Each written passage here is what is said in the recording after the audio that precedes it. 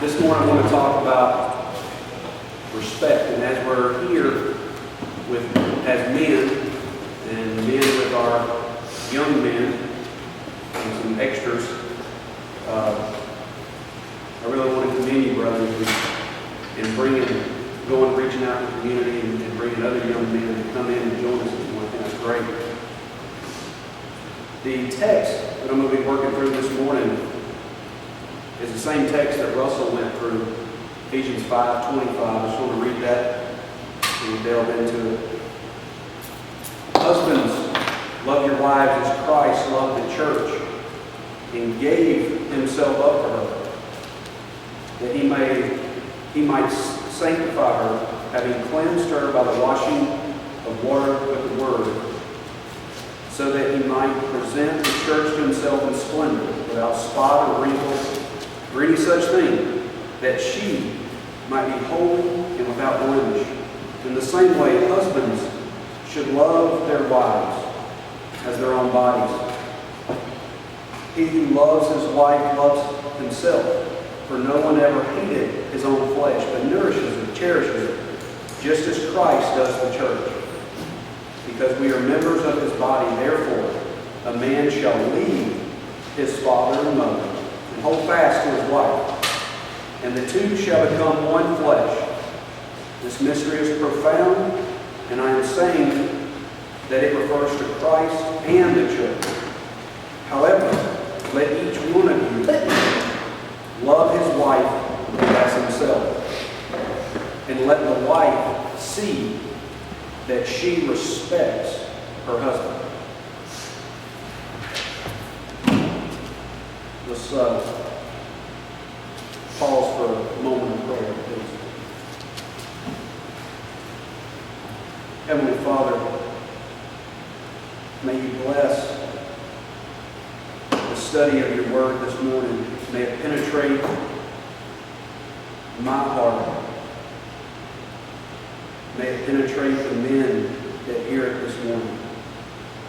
May we leave here this morning inspired by your word and empowered by the Holy Spirit to walk out your commands in our daily lives. Amen. First thing I want to say this morning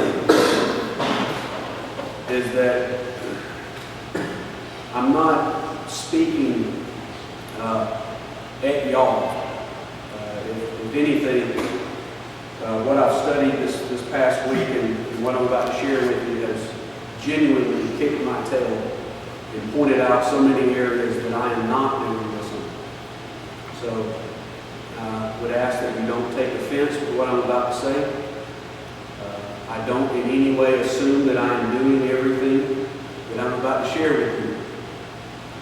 But I'm simply wanting to, in a more, I won't say in a more, but just in a very simple, practical way, I want to expand upon what Russell has been teaching on as far as the youth, the wives, the husbands, and kind of just break it down and show a little bit different point of view and how it applies to us as fathers and how it applies to our children, our sons, and even our daughters. So before we jump into the relationship between a man and his wife, I want to touch a little bit on what we talked about last time as far as our young sons, their expectations, what has changed in our culture. And talked about it a little bit during our teaching, and we even talked about it after our teaching. But the Industrial Revolution of the early 20th century changed a lot. And I'm not necessarily saying that we need to go back to, everybody working in the field. But what's important is that we recognize what has changed, and we need to change our approach. And my point in saying that is that 100 years ago, it was almost impossible for a father not to have a very, I don't know if intimate is a good word, but a very thorough And why is that? Because most fathers were working side by side with their sons in the field. If they weren't working side by side with them in the field, growing crops and so forth, which most of them were, they were working side by side with them in the blacksmith shop, in the various shops. It was just a natural apprenticeship. The young sons would do whatever the father was doing. But now, after the Industrial Revolution and World War I and World War II, now all the fathers went to work in a plant, or they went to work in an office building. They went to work to provide for their family and give their family everything that they didn't have, and everything that their parents didn't have. So, in a very short period of time, we went from working in the field to the father now leaving the home and going and working in the office building. There again, I'm not advocating that we all go back and work in the fields. What I am advocating, we as fathers recognize that something that had been in place for 200 years is now all of a sudden not there. We don't have to keep doing the same thing, but we do need to recognize that we as fathers have to adapt to what's missing. What's missing is spending 10 hours a day with our sons in the field. Okay? So how do we make up for that? And that's what I want to kind of expand upon this morning.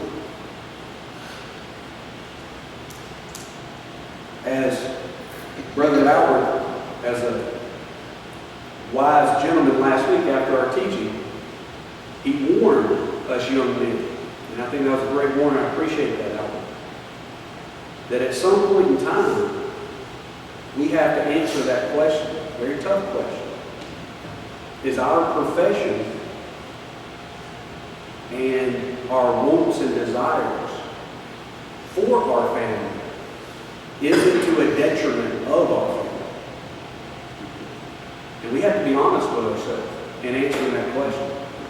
Because I promise you, as a young professional, I can justify every single day that I work until 8 o'clock instead of making it a priority to be home at 5 o'clock. It's easy to justify that. But let's think of you've heard it said quite a few times in the course of your life. Is it more important to teach a man to fish or give him a fish? I would submit to you and have you ask this question to yourself. Every day when you work until 8 o'clock or 9 o'clock, sometimes that has to happen. But a lot of times, if we prioritize our time correctly, we could be home at 5 o'clock. But every day that you do that, are you buying your son a fish instead of being at home with him, teaching him how to fish? That's a tough question. That's a tough. Our culture has sucked us in to that. It's going to come a time where we need to ask ourselves that and be honest. So, what do we do? Now, I have to answer this question. And I touched on it very briefly. I want to clarify a little bit from last time we were together. Our video games and playing football and going hunting, going fishing, are they bad? Absolutely not.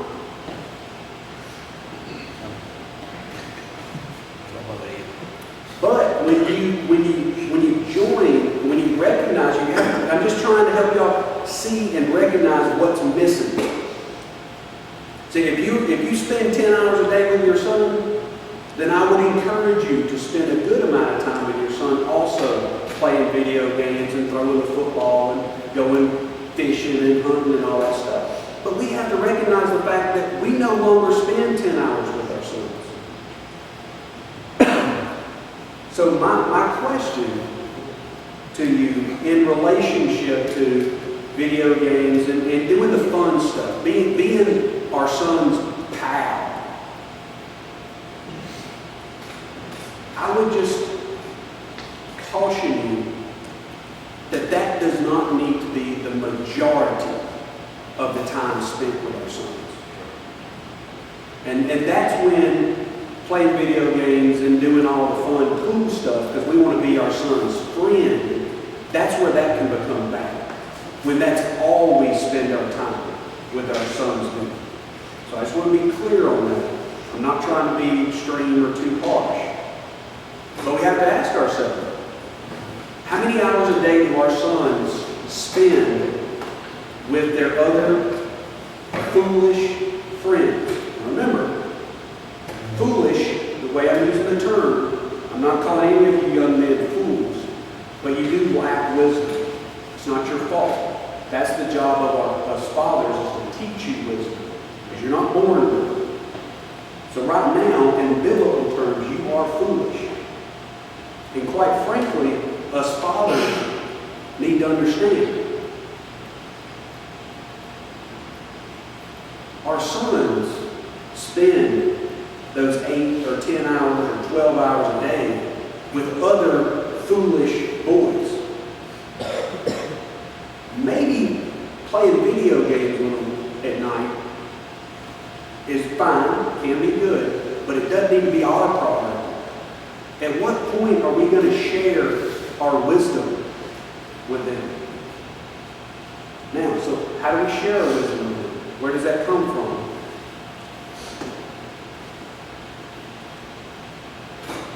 It comes, in my opinion, through respect. What do we do to show and to build respect for our sons? For our sons to have respect for us in their eyes. And that comes through, in my opinion, trial and error. That is not something that we can dictate to them, to force upon them. That comes with us walking side by side with them, like the last time we met. And most of these young men here were helping us put on a roof. And we were walking side by side, working side by side with them, showing them, hey, let's not do that this way. Let's do it this way. They see you walking out your years of experience, your wisdom. Sometimes that means our sons not taking our advice and failing and saying, wow, my dad must have really known what he was talking about. Because I tried to buck the system and it blew up in my face. Now, would you ask yourself this? Would you rather that experience happen with your son and him not taking your advice, or what I believe is happening today, which is your son, something blowing up in his face, and the person he looks for may be his other 13-year-old friend? Well, gosh, he told me to do it this way and I didn't do it, and it blew up. He's a pretty smart fellow. Well, I'm sorry, guys, but I don't want my son building respect and seeking wisdom in the eyes of another 13-year-old boy.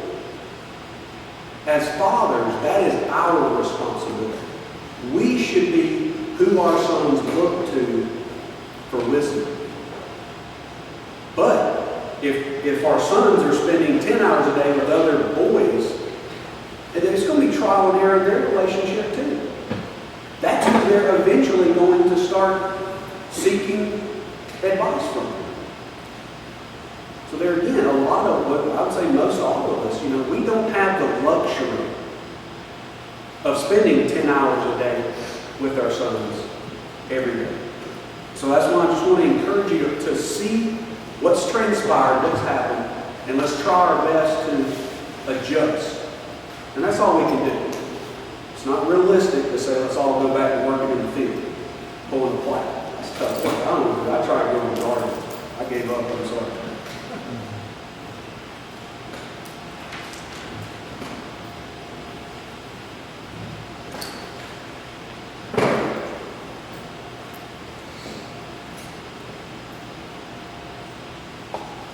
So at this point, I would like to transition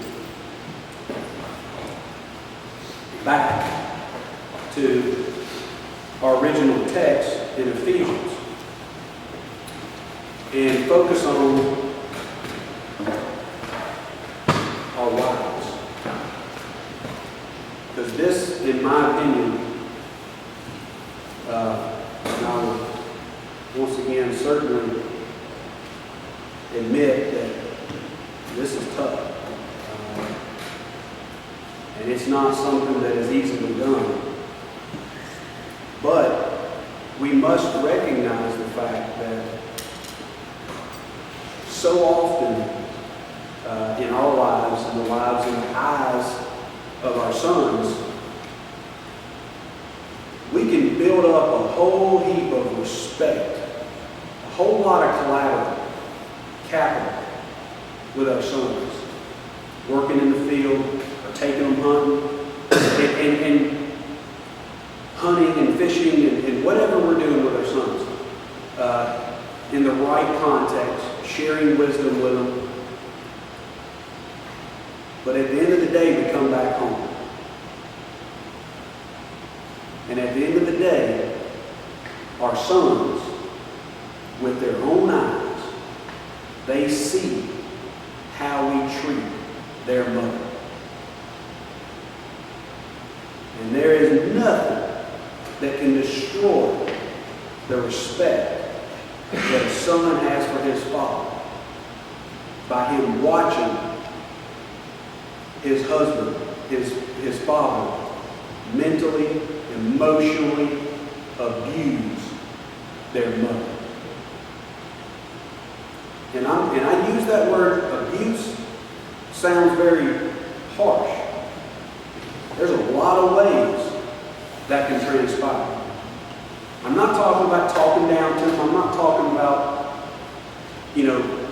yelling and cussing in more of a violent sense. I'm talking about the man of the home not taking the proper responsibility of the head of that home. In my eyes, in my opinion, that's abuse. When we take that burden and we place it over on our wife and make them carry that load, that is abuse. And we'll get back to that in a second.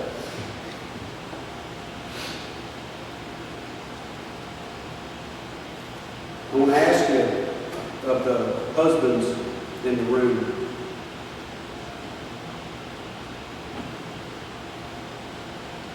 it's not something that you hear a lot, at least not in the main media, but I think it is.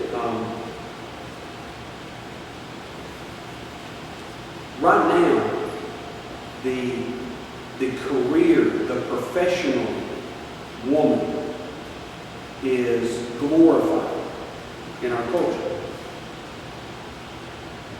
And that's an issue for you and your household. I'm not trying to, condemn anybody. That's, y'all work that out the best you can. I can deal with that. But what angers me is when, at the expense of glorifying the woman who, for whatever reason, she has a professional job, she works 8 to 5 or whatever, she may be bringing home more money than you. I don't really care about that. But the culture has also denigrated the wife who has decided to stay at home. Regardless of if your wife decides to stay at home or have a professional job, what have we as men, as husbands, done to reinforce and to show our sons the value of what our wives are doing? And that's something that does not normally come easy, but it is something that we must do. We must reinforce what our wives are doing. I would advise you to do it publicly in front of your wife, with your children. Point out I know numerous times, especially with my daughter, I try to point out to Camille when Sarah spends hours clipping coupons. She's doing that for the family. She is working for the family, just as I go to work every day, to save the family money, so that hopefully she doesn't have to go out and get a job. There again, as a woman, if you have a job, okay. But they're just like I'm talking about, with the fathers and spending time with the sons, the women need to understand what's going on and spending time with the daughters as well. But that ain't why we're here. I don't see any mothers here. But we have to make sure that we're not contributing to the perception that a homemaker, our wives, are useless. That there's no value in what our wives do of those that stay at home. We have to make sure that we're showing our young men, because that's going to lead into who do our young men look to find a wife. I think that should be one of the main responsibilities as fathers, to teach our young men, young sons, what does a godly wife look like? What should you look for in preparing for marriage? Because we all know, we've all been 17, 18 years old. We know what we were looking for. We were looking for a good-looking woman. And hope she turned out to be a good wife. But should we leave that up to our sons?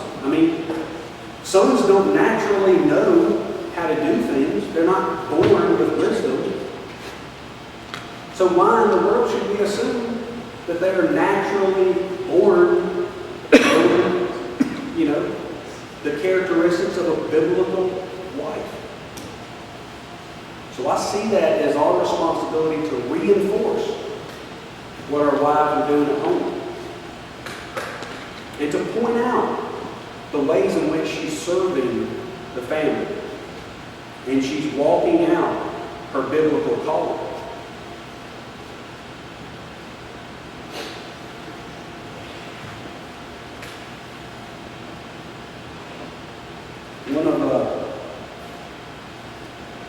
One of my last points this morning is pointing out the obvious. Boys are different than girls. I hope that you've all recognized that. Boys are different in the way that they play. Why? I know that our culture today wants us to believe that, if we put 20 children in a room and had 10 boys and 10 girls and didn't tell them what they were supposed to play with, that some boys may pick up Barbie dolls and some girls may pick up guns. Well, I'm sorry, but that's a bunch of fun. It may happen, small percentage, but ultimately boys know. There's a stick. I'm going to pick up this stick and I'm going to beat something with it. Hopefully it's not their friend, it's maybe a tree. Or I'm going to pick up this stick and I'm going to act like it's a gun. I'm going to shoot stuff. Why is that? Because that's inherent. That's in our DNA as boys. Girls know. You hand the girl a doll, what does she do with it? She puts it in her arm and she pats it and acts like she's feeding it. That's what girls do. Boys need to know how to play and play rough. But they also need to know and they need to see. They need to see their fathers being the protector of the home. They need to see their fathers planning for the future. That is protecting the home. Luckily, these days, we don't live in the Wild West. We don't, some of us do, but we don't have to walk around with guns to physically protect our family. But we still must protect our family. It just comes in a different form. And that form is planning for the family. Helping to lead with vision. This is where we're going as a family. This is our plan as a family. And that's one of the most dreadful things that we talked about it last week with our culture and how the fathers are denigrated and they're made to look like fools. And we've all seen it, and I'm not going to elaborate on that a lot. But is that same thing going on in our own households? And that's something to be handled between you and your wife, but that's a very sensitive thing. If our sons need to see that we are respected in our homes. But before we can be respected in our homes, we need to earn that respect in the eyes of our wife. Our wives want to be cared for. And a large part of caring for our wives is to enable our wife to go to sleep at night and not stay up for an hour worrying about how we're going to pay this bill, this situation and that situation. Our wives need to have trust in us as fathers. That we've thought about this. We have a plan. Now that plan may involve doing stuff that they may not like buying a second automobile that we can't afford. But that's your responsibility as husbands, is to make that decision and plan so that your family can get by with just one vehicle. If that's what it takes for your wife to not have to lay in bed at night worrying about how X, Y, and Z bills are going to get paid. If we foolishly try to make our wives happy by filling her home with stuff we can't afford and filling her garage with vehicles we can't afford, that is abuse. You are abusing your wife. You're buying her off. And it will be to the detriment of your marriage, and ultimately it will affect the relationship between you and your sons. And that's just part of being a man. Of taking ownership of the headship of your home. You have to be willing to do things that maybe your wife doesn't like today, but is ultimately best for her down the road and for your marriage.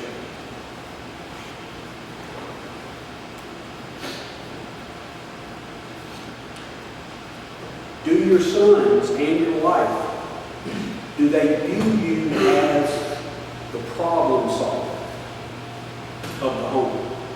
There's an issue. Do they view you as, well, Daddy can fix this.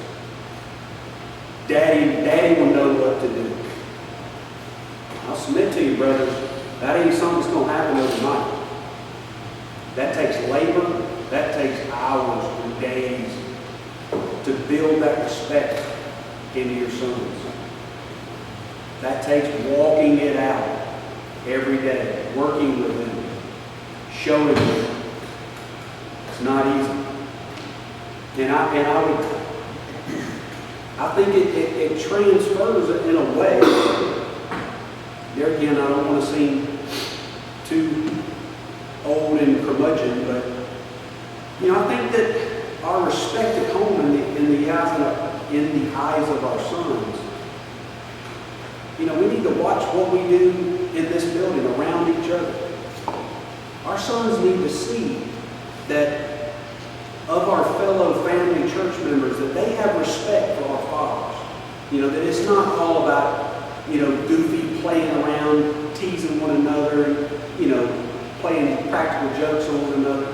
But I just think that's a part. That's all I'm trying to say. I'm not trying to condemn anybody for anything. They need to see that the public has respect for us. That in the eyes of the public, we are respected. That we're not out there acting like 17-year-old boys.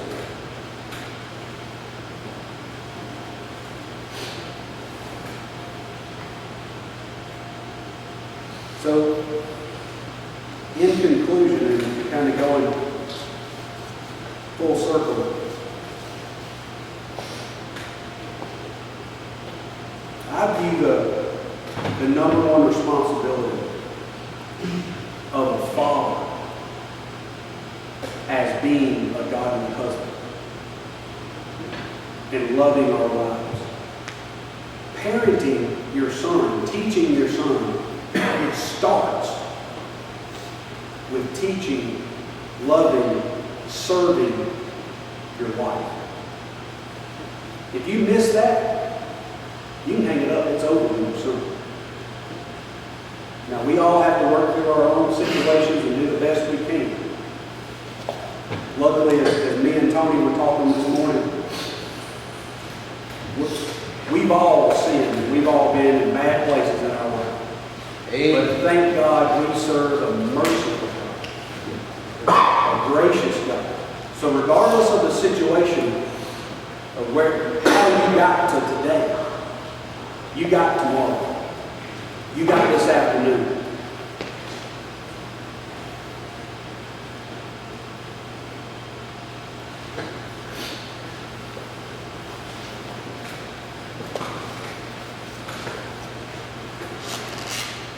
I'm going to leave you with, I'm going to kind of go off, not a tangent, but just don't you think about this.